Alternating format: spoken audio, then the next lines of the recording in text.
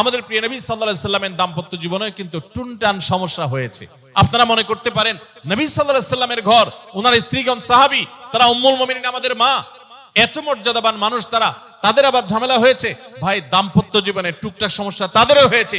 প্রিয় নবী সাল্লাল্লাহু আলাইহি সাল্লাম নিজে একদিন বাসা ছেড়ে মসজিদে নববীতে এসে মন খারাপ করে বসেছিলেন, তিনি বাসায় যাচ্ছেন না, অভিমান করে। ওমর রাদিয়াল্লাহু তাআলা আনহু বিষয়টা বুঝতে পেরে তার মেয়ে যেহেতু নবী সাল্লাল্লাহু আলাইহি সাল্লামের স্ত্রী, তিনি সেখানে গিয়ে ভেতরে প্রবেশ করে তার সাথে কথা বলে তথ্য উদ্ঘাটন করে সেটা মিটমাট করার ব্যবস্থা করেছেন। দাম্পত্য জীবনে টুকটাক সমস্যা হবেই হবে। যারা বিয়ে করেন নাই আগে থেকে প্রস্তুত থাকেন, বুকে পিঠে ছালার বস্তা সব বেঁধে রেডি থাকেন।